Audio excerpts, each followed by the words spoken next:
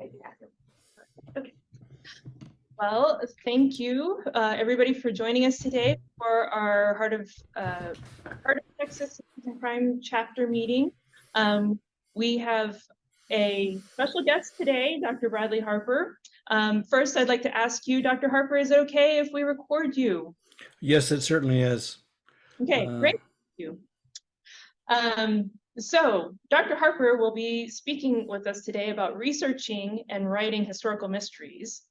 Today, he's going to reveal the captivating journey behind his Edgar Award finalist, A Knife in the Fog. Dr. Harper will share the inspiration for his book, his meticulous research process of Victorian London, the narrative techniques he used to bring his historical mystery to life, including the hero's journey monomyth, and the challenges and rewards of crafting a tale set in 1888. Dr. Harper is a retired U.S. Army colonel and pathologist with extensive experience in autopsies and forensic investigation. Along with his clinical experience, he had 4 commands and is the only non-Italian to ever receive the Knights of Malta Award for his support of the Italian Army.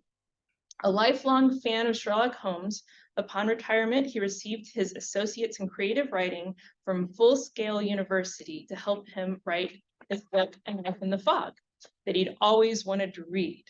Each Christmas, he and his wife play Mr. and Mrs. Claus. So please join me in welcoming Dr. Bradley Harper today.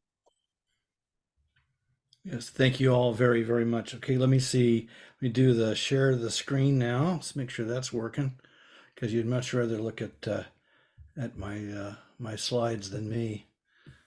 Come on now, kick that up there. There we go. See that all right?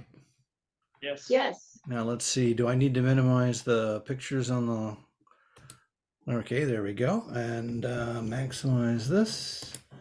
And okay, here we go. So yeah, this is my my logo.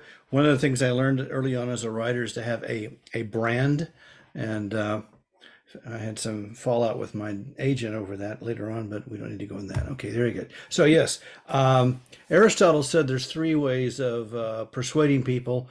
One is ethos, or the demonstrating the expertise and knowledge of the person speaking. One is logos, which is logic, and the final is pathos, or emotion. So I'm going to hit you with the ethos first. Why the heck you should listen to me for the next 45 or 40 or so minutes. So as she said, I retired from the Army in 2012 after 37 years, 4 months, and 9 days of active duty. For initially as an infantry guy, and then I went to medical school and came back in. I said I couldn't find honest work, so I just stayed in the Army. So 2012, I get out. Took about 15 months traveling around the world, going to places I hadn't seen before. And then I decided, well, I need something to do. I don't play golf. I don't have a boat. I'm not a pilot. So I've always been a huge reader. So I had an idea for a book, and it came out as A Knife in the Fog, and it came out in 2019, Edgar finalist. And Silver Falchion is the award given at Killer Nashville, and it won Best Mystery in 2019. Next line, I have a TV movie. I'm currently working with a director in London on an adaptation for either BBC or ITV. We're hope, but you know, we won't. He's shopping around quite a bit. We're going to make about an 8 to 10 minute film from one scene of the book as part of the pitch package. And we have a producer attached now. We have an art director, an animator, a composer, and the gentleman who narrated my audiobook, which won AudioFile Magazine's Earphone Award as Best Mystery of 2019. Matt Lloyd Davies, who was formerly at the Royal Shakespeare Company, has agreed to portray one of the characters. Okay, the second book came out in 2020, a sequel. Terrible title, because the Netflix series came out right about the same time, and so my little book just sank like a stone. But it did win Best Suspense and Book of the Year at Killer Nashville in 2020. Okay, here we go. So now I had done the ethos. Let's do some of that logos. In my master's program in at Edinburgh, in Napier, I had to put together a lesson plan on how to teach some aspect of writing. So I said, well, I'm a doctor. So I looked at the neurophysiology of how the brain acquires information and, process it, basically how we learn. So I figured out there's a progression. First of all, I'm going to give you information. For it to become knowledge, you're going to have to interact with that in some way, and only by application over time will it become an actual skill. So I'm going to give you information. I'm going to challenge you to become an active listener for the remainder of my talk. And there's something that they do at Stanford University. They teach new professors at the beginning of every lecture. The students write down the number 3 and leave 3 spaces, the number 2 and leave 2 spaces, and then 1 and leave 1 space. The 3 is for 3 things that you learned. 2 things you found interesting, and 1 question you still have. Having these in front of you will make you more actively interact with the information that I'm giving you, and I think you'll come away with a deeper appreciation of what it is I'm going to try to talk about today. Now, throughout my talk, I'll have pop quizzes. So my first pop quiz: what play by Sophocles is considered the oldest detective story? Do do do do do do do do do do do do do do. Okay, it's Oedipus Rex.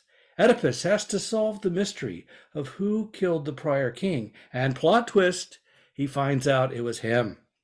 Is that cool or what? All right. All right, moving right along. Okay, so my story concept for my first book. In 1886, Doyle writes his first home story, a novella called Study in Scarlet. It was rejected everywhere for about 6 months. He complained about the circular tour of his manuscript. I'm sure we can all relate to that. Finally, one editor, just to placate his wife, who liked the story, he offered Doyle £25, which was an insult. Doyle wrote short stories for boy magazines, and he'd get more than £25 for those. This was a full novella, surely 5 to 6 times longer than the typical short story, but finally, just to get rid of it, he sold it, but he also had to surrender full copyright. He eventually, of course, bought it back later on. But humiliated and angered by this experience, he vowed to never write another quote-unquote crime story. November 1887, it's released to great clinical and commercial success, but Doyle doesn't care. He's working on his true love, which was historical fiction. He was working on a novel about the English Civil War called The White Company. 1888, late summer to mid-fall, the Ripper terrorizes London, stops after his 5th victim, who was never caught. In 1890, Doyle is finally persuaded to write some more short home stories by an American who was the editor for Lippincott magazine. If you read it, you'll know this actually happened. There was a dinner in London where this gentleman invited Doyle and Oscar Wilde to dinner at this restaurant, offered each gentleman a check for £100 if they'd write something for his magazine. So Doyle wrote the second Holmes story, The Sign of Four, and Oscar Wilde wrote The Picture of Dorian Gray. I'd say that man got a very good return on his investment that night. So my premise is Doyle helps to stop the Ripper killings, and the experience gets him back to writing Sherlock Holmes.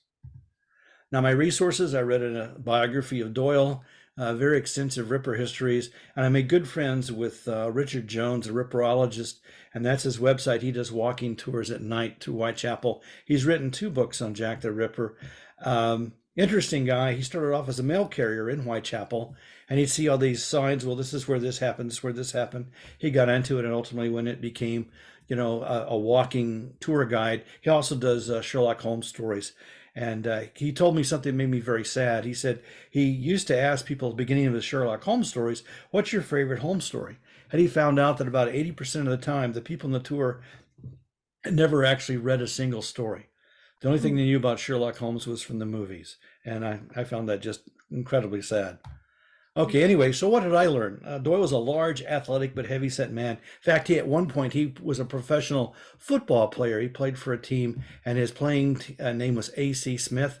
Just interesting, the 2 other gentlemen of note on that football team was Mr. Barry, who wrote Peter Pan, and Bram Stoker, who, of course, wrote Dracula. So I don't know how good they were in the football team, but what an interesting locker room discussions they must have had. Doyle had quite a sense of adventure. He was on a polar expedition one time. He was about to start his third year of medical school, and I can remember how I felt in my third year of medical school. You're not having a whole lot of fun. So one of his classmates sits down in the library next to him and says, "Man, did I just make a dumb mistake?" And Doyle said, "What happened?" He said, "I signed on to be the ship surgeon for a year on this whaling expedition, so going up to the Arctic Circle." And Doyle says, "What a deal I have for you. Why don't I do it?" And he said, "Great." So Doyle took a year off from med school and was the ship surgeon. And the sailors were much impressed because Doyle liked to box, and he'd spar with them, and they were so proud that their surgeon could box their ears. So at the time that he wrote, or 1888 rather, the time the Ripper murders, he was recently married. His wife was pregnant, and he was doing okay as a doctor, not great, and not doing great as a writer either. He was just kind of, so-so. So anyway, Jack the Ripper had 5 canonical victims. That means 5 victims that everyone agrees were definitely Jack the Ripper murders. I think there was one before Martha Tabram, who was murdered in early August. But I think the Ripper was just developing their technique, and so that she's not universally accepted as a Ripper victim. So the first true or accepted victim was August the 31st, and the final was Mary Kelly in November of 9th of 1888. Initially, he was called Leather Apron because the police thought initially the killer was an extortionist who's trying to extort money from the prostitutes. And there's one gentleman who wore a leather apron who was known to threaten them. And unfortunately, this caused problems later on because a lot of the Jewish immigrants who'd recently come to England from the continent to escape persecution were tradesmen. So they typically wore leather aprons. And so that led to some Jewish persecution down the road. The Jack the Ripper title came from some letters that were sent to the Central News Agency, signed Jack the Ripper. The first one arrived September the 27th, and I believe that was a hoax. As I say in my screenplay, which I'm working on right now, the Central News Agency was sort of like the Associated Press. They didn't print anything under their own name. They did the research, they wrote the articles, then they sold them to newspapers. And so unless you're a newspaper person, you probably wouldn't even know they existed because nothing was under their byline. And secondly, you wouldn't know where their address was. So it's pretty much accepted it was probably a reporter for the Central News Agency who was trying to drum up some business, but that became the commonly accepted name for the killer. And he certainly read his letters because, as I mentioned in the story, at one point, the reporter put in that the next victim would have their ears nicked. And sure enough, the next woman that he had time to spent some time with, he removed both of her ears. So that showed that he did, in fact, read the paper, if nothing else. Okay, the chief investigator on the ground was Inspector Aberline. He had been the chief or the head detective in that area, had recently been promoted to Scotland Yard, but because of they thought it was organized crime. He had informants, he had contacts in the underworld, so he was moved back from Scotland Yard for about 6-7 months to lead the investigation on the ground, thinking that since he knew it was the organized criminals in the area, he was the most qualified. Now, I found out in my reading that there's actually 2 police agencies in London. There's a Metropolitan Police Agency, which handles about 95% of the Greater London area, and there's the City of London, which covers what they call the Financial Mile. It's around the Houses of Parliament where the major banks are, and one of the issues in the third murder, the woman was killed within the jurisdiction of the City of London, but the Goldstone graffito, the chalk message on the wall, was actually back in the Metropolitan Police jurisdiction. And the 2 police agencies almost came to fisticuffs over whether or not that should be preserved long enough to take a picture of it. I saw shortly after the book came out, I gave a talk to a book club, and one of the guys there was a retired cop, and he said that what he found, one of the best parts he enjoyed in the story, was the rivalry between the 2 police agencies, because he said that's definitely how it is to this day. You have 2 adjacent towns, and the 2 police agencies typically hate each other more than they hate the bad guys. So anyway, this is the first case that the City of London used photography to help document the scene of the crime and the state of the victims when they were found. The newspapers hired their own detectives, and they were very active, coming up with all sorts of leads, like the stalk of grapes that was found under beside one victim in a drain, or rather. And anti-Semitism, I said, played a very large role in how the suspects were described. Okay, so comparative titles. There's many stories that involve Sherlock Holmes and Jack the Ripper. I recently viewed Johnny Depp's movie, I think it was 2001 or 1999, just around there, From Hell, which was fairly historically accurate. And then there was one book I found that came out in 1965 that used Doyle as the investigator, but only himself. So I thought, well, there's enough here to work with. I could make a story, but I need a new direction. I don't want to just replow ground that's been done by other people before. So, so what's the answer to that? And I said reinforcements. So, first of all, Professor Joseph Bell, he was the inspiration for the character of Sherlock Holmes. He was Doyle's professor of surgery in Edinburgh, famed diagnostician, could oftentimes tell a patient's ailment and their trade, and even maybe what route they took to the hospital that day when they walked into the room. And so he did some actual forensic work. In the story, I have Bell do some forensic handwriting analysis of the notes signed Jack the Ripper, only to find out a year later, after I had put that in the book, that he had actually done that. So that was kind of creepy, But in real life, was actually far more genial than Holmes, and liked to play practical jokes on his medical students. Oh yeah, and Doyle at one point was the clerk for Bell's surgical service. That's one of the ways he helped pay for medical school, because he wasn't very well off between that and hunting whales. Okay, and then the third person, Margaret Harkness. Now, Margaret Harkness was kind of an afterthought. I read a book by the book by Richard Jones, my ripperologist, and he mentioned her. I said, who's this?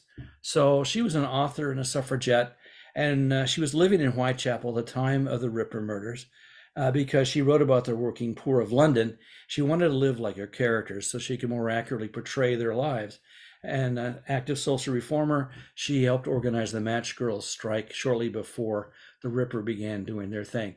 Initially, she was just going to be in a scene or two to serve as a guide to introduce my other two characters into the world of Whitechapel and of 1888. But every time she was on the page, things just kind of sparked. And ultimately, I decided that she added enough to the story that she should become one of the three main characters. So, thus, the Three Musketeers are born. Now, I wish I could say I was smart enough to have done this at the beginning, but only after I wrote the story did I realize what I had done. I had assigned each of my three characters one of the three aspects of the human personality. Now, Doyle is ego. Ego not as egotistic, but like a 4 or 5 year old, the peas can't touch the carrots, step on a crack, break your mother's back. He'd come from a poor family, and his driving need is to be a very respectable middle-class Englishman. He wants to just forget about that world of genteel poverty that he came from, and he wants to be fully accepted as an English gentleman. Bell is superego. He understands the need for rules, but he can step back and see the larger picture, and he's usually the adult in the room. And then Margaret, bless her heart, is pure id. She says what she thinks, usually as soon as she thinks it. And she's a person we tend to admire, but we have to have 2 or 3 margaritas before we can keep up with her. So, but she was a lot of fun to write. The interplay of the three, and I found out very quickly, if you have 3 people in a scene, you can't go more than about 2/3 of a page without each one of them saying something. So keeping them active in the scene, and keeping me, not forgetting, I need to have her say something now, or him, he needs to react. That really kept me on my toes. And a lot of my readers say that the interplay of these 3 distinct personalities was one of their favorite parts of the entire book. Okay, that didn't sound good. There we go. Okay, so my conclusion. I have enough here to make a story that will allow me to revisit this topic in a new way. the pacing of the murders. Fortunately, this is my first book. Okay, so I was a plotter, a pantser, and so I was kind of a planter, if you will. I had a very good idea how I wanted it to end. In fact, usually when I write something now, I write the ending first. And then I decide where's the best place to start the story. And then I come up with a series of events which makes a plausible transition from the beginning to the end to close with the image and the emotion I want the reader to have when they finish. And so having the murders, I couldn't change the date, place, or identity of the victims, but that gave me an internal framework I could string together to give me some semblance of a structure, and that was very helpful to me as a first-time writer. So after all that thought and analysis, I said, well, let's sit down and start writing. Okay, so the book, as I said, is Knife in the Fog. I use the hero's journey because it's worked before. And I want to talk a shout out to Mary Roach. Mary Roach is a very well-known nonfiction writer. I helped her write a book called Grunt, which is about research in the Department of the Defense. For 3 months, I was the interim head of the Human Research Agency in the Army. So I had a lot of contacts in the research community. And I wrote her a fan letter after I got a book from my daughter for Christmas called Packing for Mars. She wrote me back and said, it's interesting that you're a pathologist in the Army. I'm looking for ideas for our next book, and there you go. So I worked with her. I saw how she took information and made it into a book, and I said, I could do that. But honestly, I don't think I would have started if I hadn't had that interaction with her and see her, gather information and then turn it into a real life book. So thanks to her. So what if is the most powerful question in storytelling. And so now, knowing what I know, what do I do now? Pause for some hot tea. Okay, so I use the hero's journey, as I said. By the way, I should say here, Star Wars, if you're a writer, the Star Wars saga is a great studio to look at how to put stories together. David Mamet once said, there's only 4 stories. Okay, listen up. In the Army, this is where the instructor would rap his knuckles 3 times. There's only 4 stories. There's good versus evil. Okay. Coming of age. Boy meets girl. And redemption. And if you study Star Wars, you'll see that all 4 of those stories are interwoven within Star Wars, and that's why it just keeps going on and on and on, because it has that story engine that generates so many different storylines. Okay, so why don't you do that? Don't do that. Okay, there we go. So hero's journey, also called the monomyth, first described by Joseph Campbell in his book A Hero with a Thousand Faces, 1949. As they're noticing the repeating myths and legends from different cultures throughout time and geographic areas. Now, it has 3 acts containing 17 steps. Aristotle's Ars Poetica talks that everything has a beginning, a middle, and an end. And I already talked about what George Lucas did with the monomyth. Okay, hero ventures forth from the ordinary world to a region of supernatural wonder. Fabulous forces are encountered. A decisive victory is won. The hero comes back from this mysterious adventure with the power to bestow boons on his or her fellow man. Pop quiz. Who is the hero in Lord of the Rings? Think about it. Who bestows a boon when they return? The little skinny guy, Frodo. Sam. Oh, Sam. Samwise. Yeah. Yes, when the fellowship meets with the Lady Galadriel, the other 8 each get something that will help them on their journey, on their fight against the Dark Lord. Bilbo gets a box of dirt. When he goes back home, he shares it with the community. They all benefit. He stays there. He becomes a mayor. He becomes a leader in his community. Frodo has the wound that will never heal, and he has to ultimately leave and go off to the west. So the true hero, the one who undergoes the greatest transition, and the one who comes back with the boon, is Samwise. Okay, so for Act 1, the departure, call to adventure, something changes. I have a gentleman arrive with a mysterious telegram from former Prime Minister Gladstone. Of course, the refusal to call Doyle hems and haws. Well, I really can't do this for myself. You really want Professor Bell.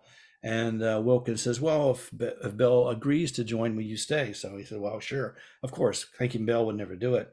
And of course, we know what happens next. Then crossing the threshold, enter the special world, in this case, Whitechapel. Belly of the whale. This is when that's the, oh my God, I'm really in this. This is when the hero commits to the task, often after a setback. In this case, battling a threshold guardian and needing to be saved by Margaret with her wonderful, wonderful little derringer. Okay, Act 2, initiation. The road of trials, often failing but learning with guidance from his mentor. Doyle tries to emulate Bell's powers of deduction with laughable results, until the very end, of course, where he makes a brilliant deduction. Battles the gang of thugs somewhat more successfully, but again, Margaret's intervention saves the day. So we see that he's certainly much more useful against the gang of thugs than when he first meets that mugger alone with Margaret. Okay, pop quiz. Where does the word mentor come from? Dum dum dum dum dum dum dum dum dum dum dum dum dum. Okay, in the Odyssey, Ulysses goes off to fight the war of the Trojan War. He asks his friend Mentor, an older gentleman, to guide his son Telemachus to help him to become a man in the absence of his father. And that's where the word mentor comes from. I warned you these would be coming along. Okay, then there's the meeting with the goddess. Think of the gifts of Galadriel, as I mentioned.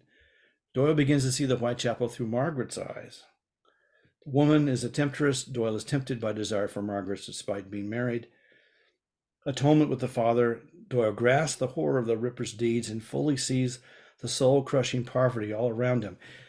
The last thing he wants to do is to confront poverty. Poverty to him is the most terrible, frightening thing in the world, because he's been fighting so hard to escape it and have to go back into this world of dirt and just soul-crushing poverty is just, almost more than he can handle. And he tries to shut it out, but Margaret forces him to confront it.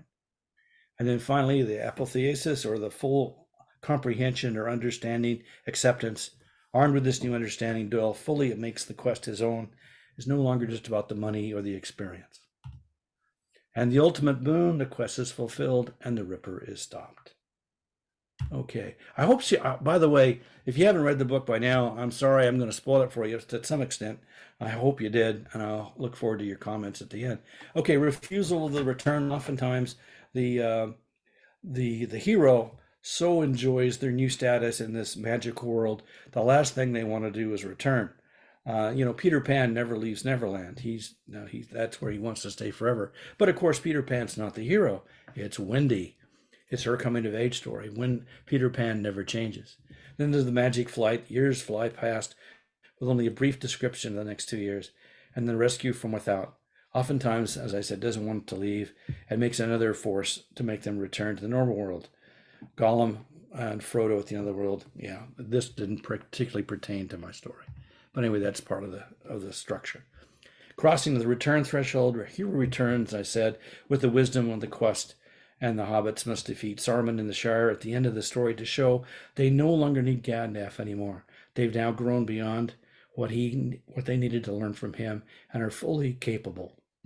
In my book, of course, Doyle is offered a chance to return to writing Sherlock Holmes, and Oscar Wilde shows him how. Doyle is so repulsed by what he saw in Whitechapel. He said, why would I want to return to writing crime stories? If you want to watch, people want to see that gore, they can go to the paper. And Oscar Wilde, originally I didn't have Wilde say anything. When suddenly I realized I have one of the most articulate men that ever lived in this room. I'm not having him say anything. That's stupid. So I had Oscar Wilde pretty much sum up the entire theme. To me, what Sherlock Holmes represents. He says, don't write about crime, write about justice. And to me, that's what Sherlock Holmes is all about. Okay, Master Two Worlds, here's a new balance because of wisdom. Doyle returns to Holmes with a new perspective. Hero loses the fear of death due to the wisdom they required. Doyle, at the end of the book, toasts his companions at the end after reading Margaret's message from beyond the grave and becomes one with them even though they are now dead. And at the end, he signs his name Arthur Conan Porthos Doyle, signifying he accepts he is forever one with them. Okay, I just throw this out there as things to think about. Again, these are things that occurred to me only after I had read the book. I wish I was smart enough to have done this before, but Jungian archetypes are primal symbols from what they call the collective unconscious. Now, the collective unconscious sounds kind of woo, but scientists have taken a box kite and flown it over a chicken yard, and baby chicks will be out there eating worms, and the shadow goes over. They just keep going. If you take a kite in the shape of a hawk and fly it over the same chicken yard, those chicks will run for cover. How do those chickens know that one shadow form is to be ignored and the other represents danger? So there's some, objective evidence that there is some sort of collective unconscious, some way, some common patterns of behavior which are passed down through the generations. Okay, my shapeshifter and trickster is Margaret. In the Native American mythology, that's often Coyote. The hero and idealist is Doyle. The sage, the wise old man is Bell. And the shadow, the most interesting and most important person in every mystery, is Wilkins / the Ripper. All right. Reading. Okay, this is the part where I'm going to read you part of my story. And this is where Margaret takes Doyle to Whitechapel the first time. And it's probably a very good thing you can't see my face. So you'll focus on the words. All right, so Doyle accepts, okay, I'm going to have to do this. So he's going to have, Belle hasn't arrived yet. So he goes out to meet Margaret, hoping he can get rid of her and, do this without her. And she says, look, well, I'll take you out to see the sites where the first two victims were killed. And so they're out, and the sun has set, it's getting dark, and here we go. Oh, by the way, Margaret is dressed as a man. She oftentimes dresses as a man when she's walking about Whitechapel at night for her own safety. Miss Harkness and I arrived at the location of the murder at around 8 o'clock, by which time the sun had fully set, and it was not difficult to imagine movement in the shadows. Looking about, I was struck by the nerve of the killer to perform such a vicious attack in an area so heavily populated. The fatal injury must have been inflicted with such savagery and accuracy that it immediately rendered his victim incapable of sound or resistance. I stared long at the battered cobblestones, so recently covered in a woman's blood. We're about to go to the second spot when our evening took an unexpected turn, and I saw another side of my well-educated and published companion. A large man suddenly appeared out of the shadows I had found so threatening just moments before. I smelled him at the same instant, reeking of gin and of body and clothes that had not seen hot water for at least a fortnight. He held a straight razor in his right, slightly shaking hand, his intent obvious even before he spoke. His pale face was distorted by a leer, and even more disturbing by his gray complexion in the darkness. "Good evening, gents. Here to smell a little blood and get some shivers, are we? How about you both hand me your wallets, and you'll be having a grand story to tell your mates when you get home. If not, things may go ill for you, and you'll be telling no tales at all." I started to step forward to place myself between this scoundrel and Miss Harkness when she moved past me in a blur. She pressed a small handgun up against his neck so quickly that to him it must have appeared by magic. Allow me to introduce you, sir, to my good American friend, Mr. Derringer. He only knows 2 words, but at this distance, one should prove enough. I suggest you leave now before he speaks his mind. Oh, and you can drop that razor, which you apparently rarely use, as a token of your goodwill. Our erstwhile assailant dropped his blade to the pavement with a stricken look on his face, mumbling some vague apology. Miss Harkness stepped back and watched him until he disappeared once more into the shadows. After he was gone, she bent over to retrieve his weapon, folded it with care, and placed it in her pocket before returning to me. "Well, Dr. Doyle," she said, "you've now had a proper East End welcome. I suggest we adjourn for the evening, as I believe you've had a full day." I asked to see the weapon she'd used to thwart our robbery. I had little personal experience with firearms, and I was fascinated by this diminutive version. Miss Harkness explained it was a 41 caliber double-barreled pistol, commonly known as a muff gun, as it could be easily concealed within a lady's fur hand warmer. When questioned on her possessing such a small yet lethal weapon, she merely shrugged and said it was prudent when wandering the East End at night to take precautions. Writers are the most shameless of thieves. I was so entranced by the expression "take precautions" associated with carrying a firearm that in later years I made it the code phrase Holmes would use in telegrams to Watson, directing him to bring his service revolver. Our traditional roles of man as protector and woman as the protected were reversed for the remainder of the evening, though thinking back, they had been all along, as Miss Harkness led me to the nearest place a cab was available. Perhaps I should have been ashamed at being rescued by a woman, but at that moment my own emotion was gratitude. I comforted myself with one thought as we made our way back to Whitechapel Road.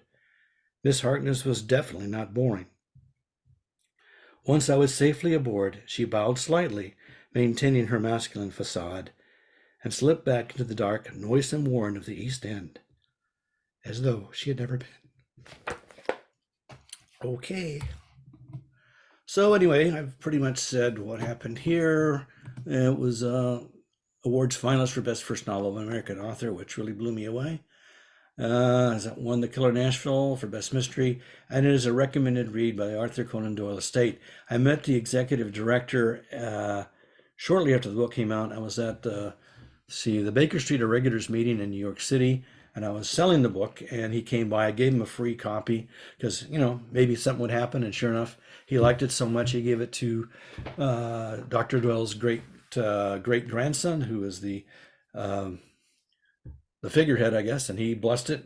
So for the price of a book, I got that recommendation, which I shall cling to with pride for the rest of my life. Then there's Queen's Gambit, which is the sequel, and I said the Silver Falchion Best Suspense and Book of the Year. Okay, so I've been talking. Questions? Hopefully you've been taking notes. Oh, time to turn my camera back. You can see me again. How do I do that? Okay, anyway, you can ask me a question while I'm trying to figure out how to get my face back on here. You can still hear me, right? Yeah. We can. Okay, well, that's good. Oh, That's- there's one question here. Go ahead. Yes, please. So when you're writing the character of Doyle, how do you convince yourself that you're writing it in a way that might be true to the actual person? Well, when I wrote this book, I knew I was walking on sacred ground.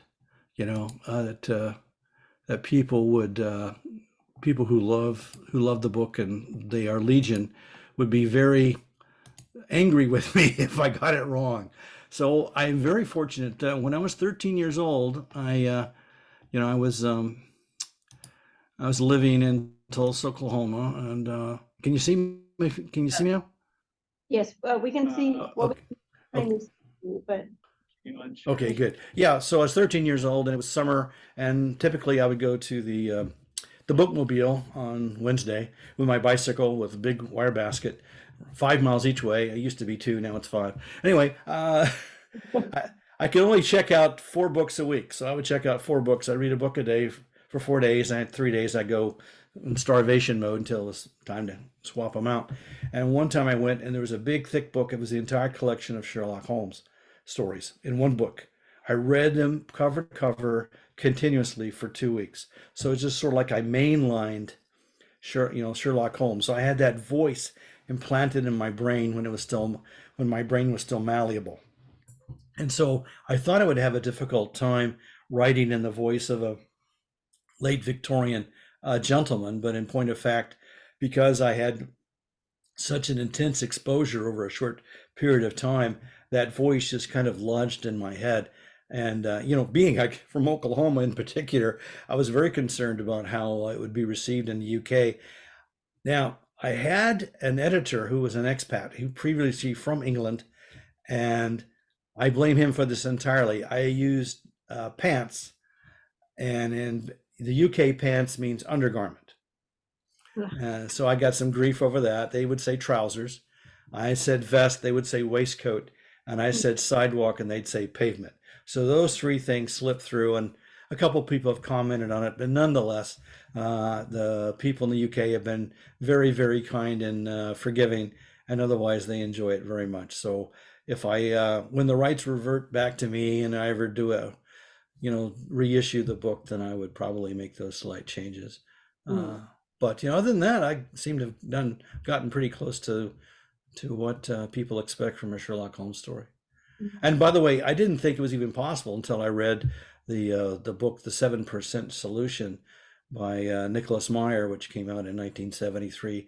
And I was so blown away. Number one, it's just a terribly well-written book. It's just amazing. And secondly, he said, wow, this wasn't written by Conan Doyle. Somebody else could write that. So it kind of planted a seed back there that finally came to fruition many, many years later. Can I ask you a question about, you said that your work is maybe getting made into a show. Is that right? Yes. I was on Twitter. I did the master's program over in the UK. I finished it in August of last year. And I had 1 year of GI Bill left, and it was a 1-year program. So I said, why not? Live in Scotland for a year. And so I in Edinburgh. And but part of it was to live overseas one more time, which I really enjoy. And the second was to make some contacts in the creative community over there. I took a screenwriting workshop, and my mentor, Colin McDonald, he's written for Sean Bean in the TV series Sharp's War. He and I have become very good friends, and he encouraged me to write the screenplay myself. He said, no one knows the character as well as I do.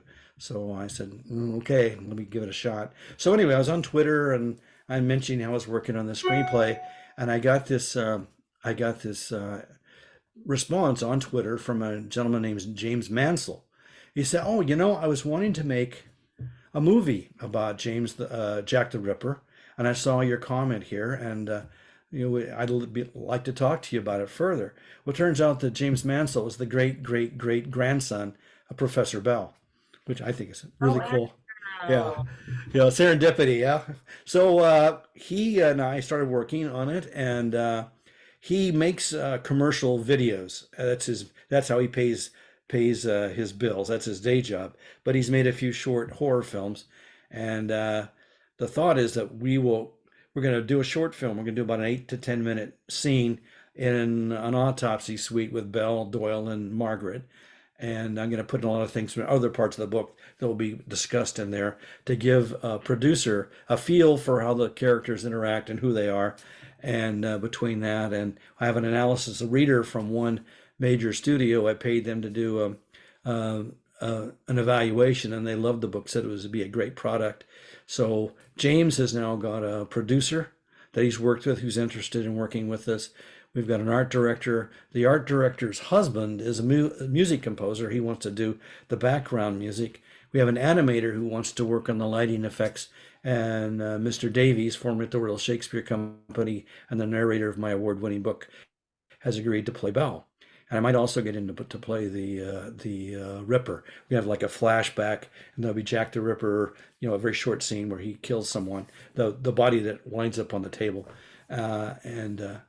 But I said, we won't show your face, so you won't get any hate mail.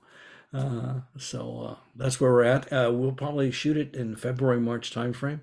And so I'll be over there. And I said, can I please get one of those canvas chairs with Ryder on the back? I'm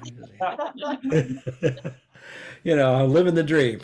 So we'll see what happens. I'm optimistic. And I think that if we can sell the first book, and if it does well, then I think the second book would be an easy sell. And I have no expectations I would get to write the screenplay for the actual thing that's produced, but you never know. Maybe I could co-write it with a real screenwriter and get a screenwriting credit. But we'll just see. I'm 72 years old. I say I don't have time to be timid, so I'm just gonna go for it. It's a good attitude, I think. Yes, definitely. But you did write the screenplay for the scene, though, that you're going to be filming? Yes. What All right. that I have. writing a screenplay for that scene versus writing, the regular fiction that you normally write?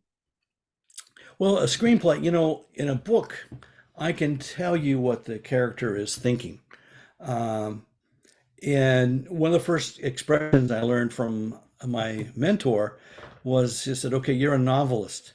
You're going to want to write what they call NFC, non-filmable content. So if I can't show it to you, if I can't put it on the screen, it shouldn't be in that screenplay because it's just going to confuse people. So I've got, you know, so you have to write very concretely. And the other thing is, of course, a screenplay is to a film what a blueprint is to a house. You got the architect, you've got the plumber, you've got the electrician, you know, the bricklayer. Each person is going to bring their expertise to play. And so what you've got, you don't tell the cinematographer what angle to take the picture. You're gonna, you know, you're not going to tell the actor how to play the line unless it's really, really important. You put directions to the actors called in parentheticals. And that's you have the character, the parenthetical, and then the dialogue. Actors hate parentheticals because they feel like you're spoon feeding them. So you use parentheticals with great sparingly. You know, you don't want them to feel like you're talking down to them. You give them room as a creative person, as an artist, to add what they bring to the table to flesh out those words on the screen. Mhm. Hmm.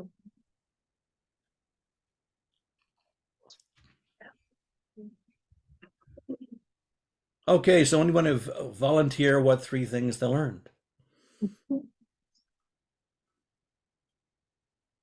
Cowards. I was writing down your ego, super ego, and id ideas from your main characters. That was Okay. something I did not know before.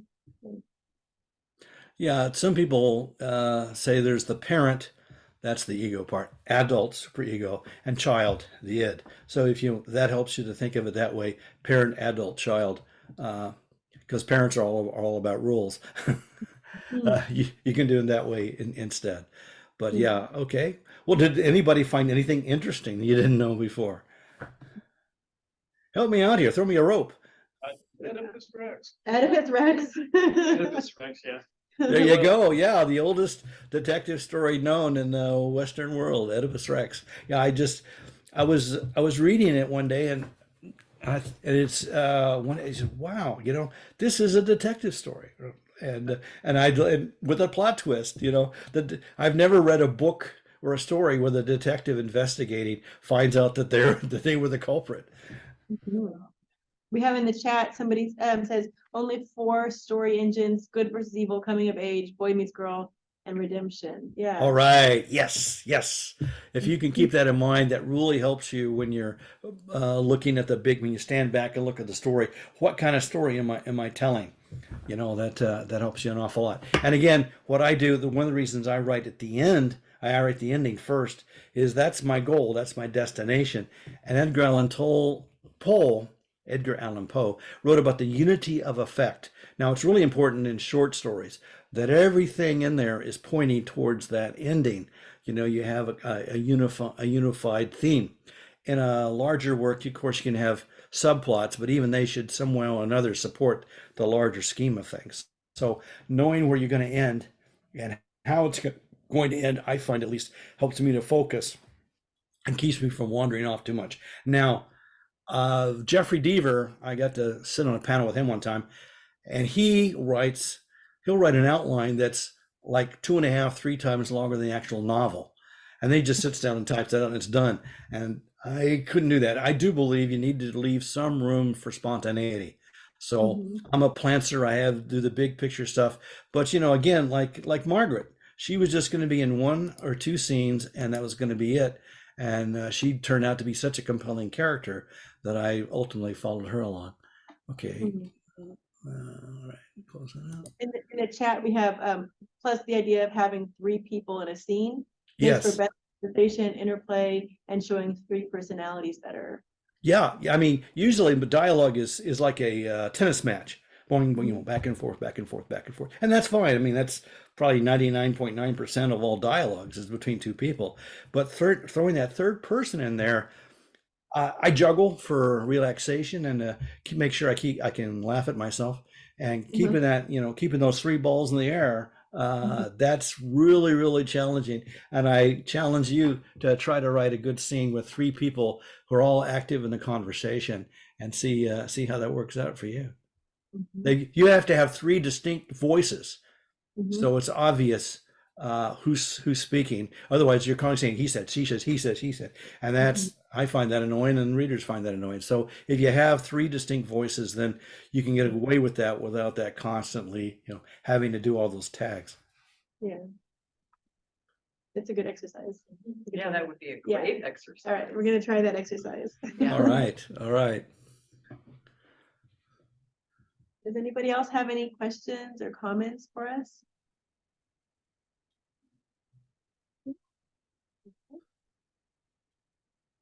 So, thank you so much for No. speaking with us today. Oh, I think Fran- Fran has Fran's one. got Fran has something. something. Go ahead, Fran. Sure. Yes, to go completely off topic, I'm sorry. What was it you did for the Italian army that earned you that award? Oh, well, I was the clinic commander of the base in Vicenza, Italy. Huh? And prior to that, I'd been the command surgeon for U.S. Army South. And while I was in Colombia, I helped the Colombian Army to adopt an advanced first aid program for non-medics. And before we started, the Colombians had a 40% died of wounds rate. U.S. Army is under 10. So after 8 months or so, we got the rate down to 19%. Still not good by our standards. But though, when I went to Italy, the Italian Constitution says no foreign governments can have a military base on the Italian sovereign soil. So to get around that, we had an Italian-based commander, Salvatore Bordonaro. Salvatore and I became great friends and loved him to death. But I always had to smile when Salvatore talked, because he sounded just like Count Chocula. Oh, Brad, it's so good to see you. So anyway, at one point, Salvatore was a regimental commander, and one of his companies went to Somalia. One of his lieutenants was shot in the leg, and someone patched the front of the leg. They didn't roll him over, didn't see the exit wound. He died on the table in a field hospital. And the surgeon at the time said if someone had just rolled him over, plugged that hole, he would have survived. So Italian units were preparing to go to Afghanistan. It was against Italian law for non-medics to perform any sort of first aid whatsoever. And Salvatore told me, he says, look, Brad, if there's any heat on this, I'll take it. But he said, I would really like it if you have a first aid course. If the soldiers going through our simulation centers, and when they had downtime, he said, I'd like you to teach them some first aid. And I said, okay. So I got permission from the Army Medical Department to have it translate the program, translated into Italian. I had two guys. They were Canadians of Italian heritage who moved to Italy and then married Italian women. They were both EMTs by U.S. standards. So I made them my instructors, and we put the Italians going through this course. A week after we taught one, and we went out, we even went to the unit a couple of times and taught the course. One unit, the week after we taught the course, a workman fell like 30 feet into in a hangar, fell onto the concrete, and the doctor used his students to help treat the soldier. And the first unit we trained went to Afghanistan. The convoy they were in was hit by the Taliban, and an Italian student of ours saved the life of a Spanish peacekeeper, and he won a big medal from NATO for that. So the Italian medical community saw the value of this, and ultimately they got the law changed. But in recognition for the work we did to help them to institute this program, I wrote, actually, they were going to make me a knight until they found I wasn't Catholic. And I almost considered, changing over. I said, no, I'll be honest.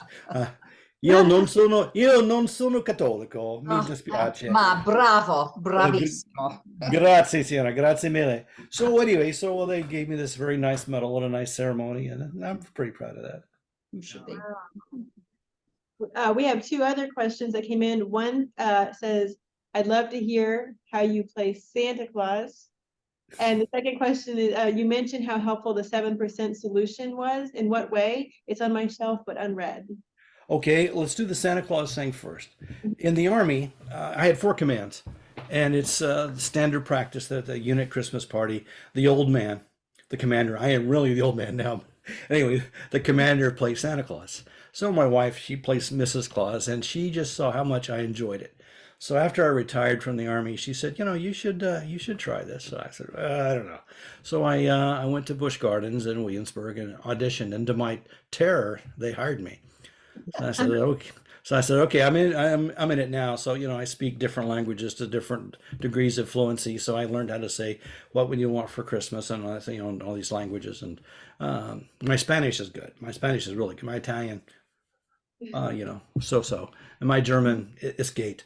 But anyway, so we get international visitors all the time. So anyway, I'm in there, and it's day 3. It's the 3rd day on the job, my first season. I said, this is pretty easy. I ask the kids what they want. They tell me. I nod. I say, I'll look into it. I never promise anything.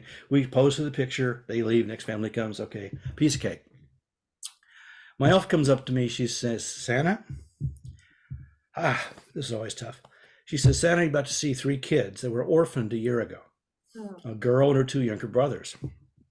And the foster parents keeping them have just been approved to adopt the 3 of them together. Oh. They want you to tell them. Oh. So, and there they are, right? So I have no time to prepare. So I just say, what do you want for Christmas? They start talking. I'm nodding. Yeah. I have no clue what to say. I just like, what am I going to do? They finally finish. I nod again. I say, okay, great. I'll look into it. And then I knew exactly what to say. I say, but I have something for you today. And the girl, the oldest, she was 12. She says, what's that, Santa? I said, a family. And the first few years I told that, I think, that kind of makes me the hero. But as we get older, hopefully we get wiser. And I realized ultimately that the true heroes in that story were the parents who gave me that gift. Because that is the moment. That is the moment I truly became Santa Claus. Oh, make us all cry. I had chills when you told us. So you asked. Well, 7% solution. Okay, 7% solution. It was just a wonderful story. It had Sigmund Freud in it. You had just all that stuff, and just the fact that someone besides Arthur Conan Doyle could write a Sherlock Holmes story that would just grab me the same way Sherlock Holmes did. It's just like poof. Sort of like when I went to Turkey. I grew up in Oklahoma, and when I was a kid, if you saw something 100 years old, that meant it was built before Oklahoma was a state, And so suddenly I go to Turkey, and one of the 4 walls of the motor pool I worked at, I went to med school, was a Roman aqueduct, over 2,000 years old, still standing, still carrying water. And when I was in Bosnia, I commanded the 67th Combat Support Hospital. And we had an Englishman who took care of our computers. And one day he said to me, sir, the difference between an Englishman and an American? I said, no. He said, an Englishman is someone for whom 100 miles is a long way. He said, American, 100 years is a long time. Yeah, that's true. It's true. It's true. So just a change in perception, in time scale. Like the first time I saw the ocean. Again, I never saw the ocean until I was 19. It's a long walk to the beach from Oklahoma. And again, just like, wow, huge world out there. I'm going to see it. So I did. Nice. Yeah. What else? I like talking. We love your stories. Yeah, we do love your stories. Well, thank you. Well, then I'll give you another one. When I was in Colombia, I had a $1.5 million bounty on my head. The FARC had a standing reward of $1.5 million to anyone who could kidnap and deliver a U.S. military person to them alive to be used as a hostage. Oh. And so whenever I tell people that, I always make sure before we part company that they understand the offer is no longer valid. Yeah, that's good. Good to tell people that. Yeah, just in case you got some student loans you need to pay off. Yeah. Sorry about that. Oh. What department did you work in Edinburgh? What, did you hear the question? Not quite. What department in Edinburgh did you work in? Okay, I was doing a master's program in creative writing. So one of the reasons I chose him, besides, of course, hey, it's Scotland. It's Scotland. I'm part Scot on my mother's side. That was one of the few graduate programs that specialize in genre fiction. Most academic programs at the university level want to focus on literary fiction, and I'm not a literary writer. You know, I'm a blue collar writer. Notice.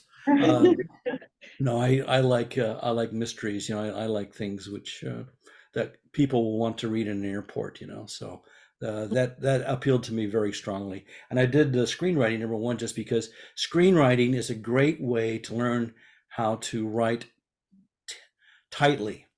One of the things I was taught in my screenwriting class was you don't want to go over 4 lines in dialogue, and the lines are much shorter than they are when you're writing prose.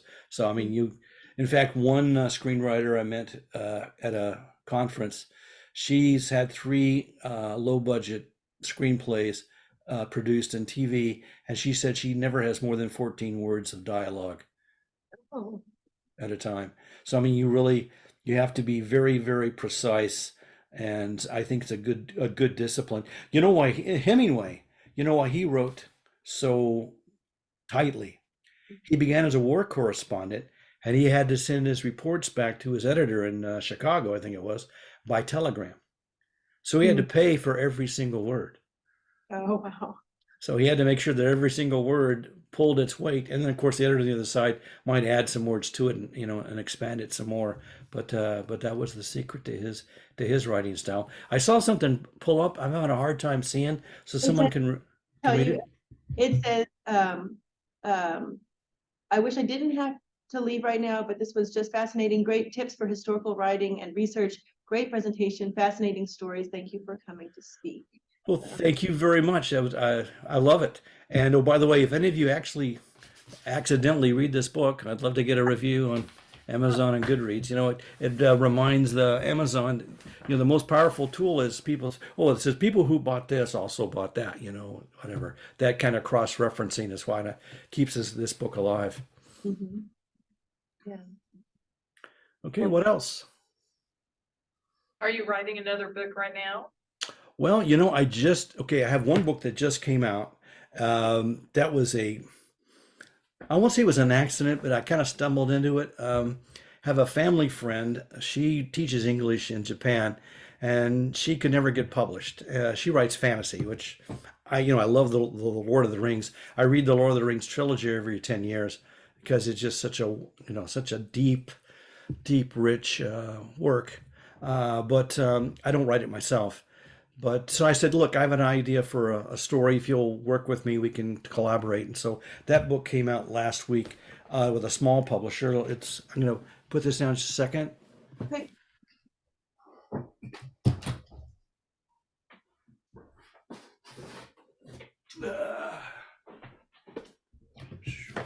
Here we go.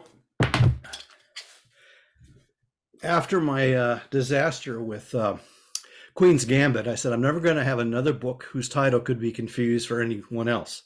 So there are reflections in a dragon's eye. And when I was in medical school, I learned about a condition called conditional dependent learning.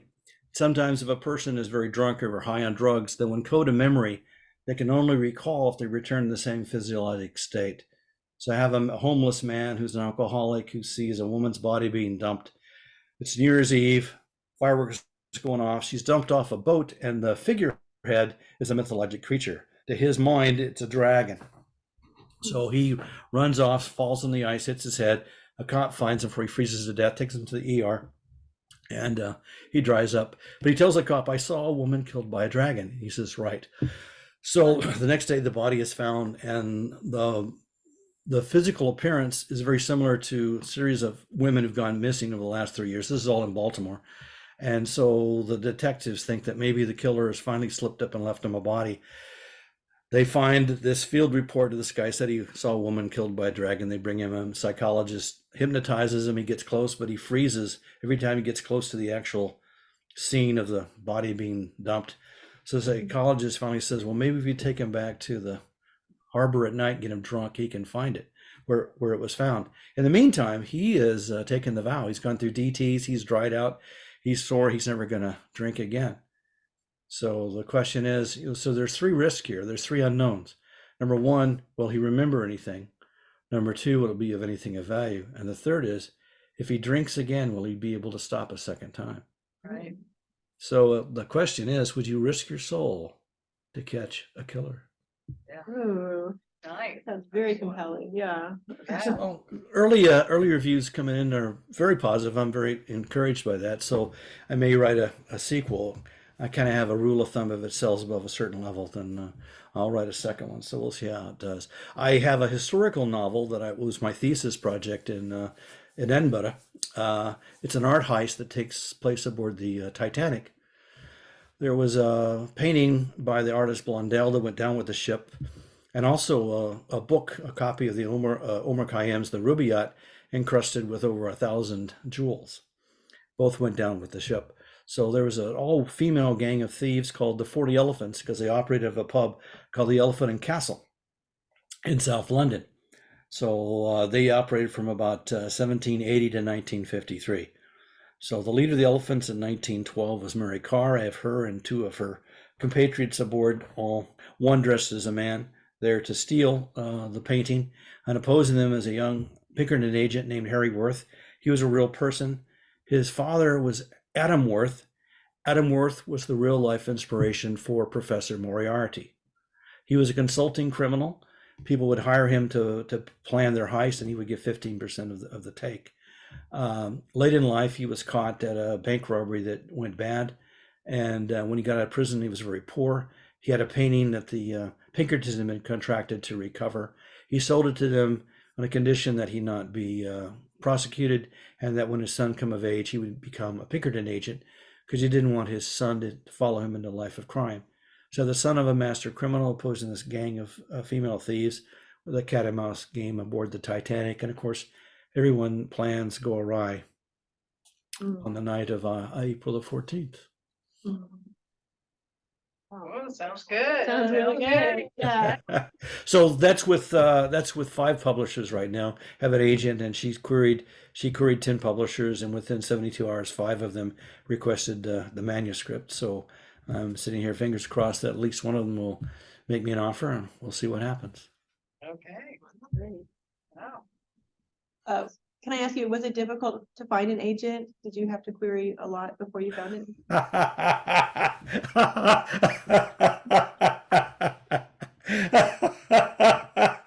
Did I find it difficult? I queried 79 agents, turned me down Okay. on Knife in the Fog, and the 80th said maybe. And the way I did it, I cheated. I was shameless. I was desperate, I guess. I went to, it was at Killer Nashville, and they had this thing where 8 of us would read the first 2 pages of our manuscript. We had 1 hour. I was number 8. So number 7 finished, then ran out of time. So 2 agents said, look, we have to go to a panel now, but you can catch us after that, and we can look at, we can have it read it to us then. I said, okay, fine. So I'm there at the door. They come out, and I decide, I'm writing this as Arthur Conan Doyle. If they're agents in the crime genre, they've read Sherlock Holmes. They've got to have read Sherlock Holmes. So I cheated, and I said, I'm really nervous. Could you mind just reading the manuscript yourself? That way, the voice they had for Dr. Watson in their head is what they used to read my 2 pages. I got full manuscript requests from both of them, and one ultimately took me on. That's fabulous. Nice work. Wow. So number 80 was the charm. I'm sorry, but it's also really nice to hear. But I'm sorry, yeah. Good work being persistent. All right. Does anybody else have comments or questions? That was fantastic. It was Very nice. fantastic. Yes, we Very really enjoyed your visit. Yeah. Well, thank you very much. I'm very pleased to have been invited, and I wish you all the best in your writing journey.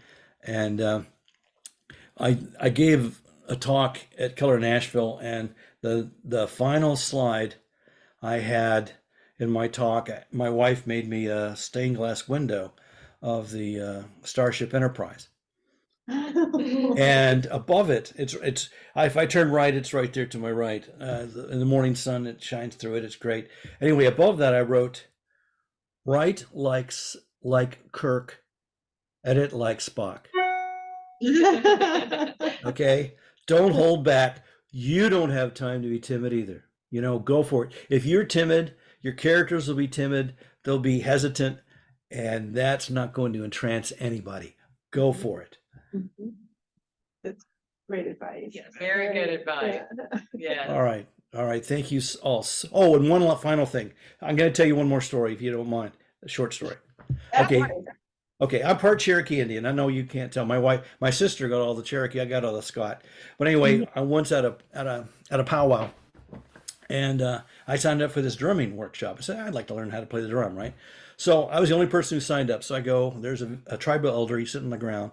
I sit next to him. He hands me a drum. He's got a drum. He says, okay, let's get started. So he taps something out. He looks at me. I tap it out. No, does a second time. Nope. I do a third time. Still, it's not what he wants. He looked at me. He said, what kind of dancing do you do? I said, well, I don't dance. He very gently reached over, took away the drum and the stick, and he said, the drum is not for the drummer. It's for the dancer. If you don't dance, you don't know what the dancer needs. So I tell, if you want to be a writer, stay a reader. Remember what it's like to be lost in a good story well told, or over time you'll start writing for yourself. Yep, good advice. Okay, that's enough wisdom for today. You're all dismissed. We do have one more question. Okay. Okay, all right. And I read a Cherokee website, West Coast, and they offered proof that Sequoia did not invent the alphabet, that the Cherokee people already had an alphabet that was flowing and written on birch. And that was evidence was burned. And what Sequoia did was adapt the letters to the syllables for the Cherokee language, because it had one symbol for each syllable. And so it took, a Roman number and rotated it 90 degrees, and that became the substitute. So I always thought that fascinating, that Sequoia, no one has done an alphabet from nothing. Yeah. It's always come from an entire people. And Sequoia ran out of symbols until he found a German hymn book. And he was able to, and he used some symbols from the German language to finish it out. But yeah, I forget what the exact term is, but yeah, it's each symbol represents a vowel. No, a syllable. Syllable, yeah, a syllable, yeah. And I think there are 106 syllables. Yeah, I actually spoke Cherokee before I spoke English due to a 17-year-old Cherokee nanny. We were living in Tahlequah at the time, and my mother said the only time she spoke English was on the telephone because she didn't think the white man's telephone would understand Cherokee. Wow.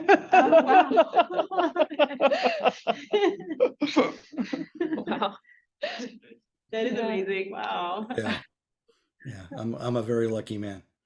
Yes. Well, thank We're lucky you. to have spoken Yes. with you today. Thank you so much. Thank you. We appreciate you. All right, y'all have a great Texas day, and thank you so much for your invitation. Bye-bye. Bye. Bye.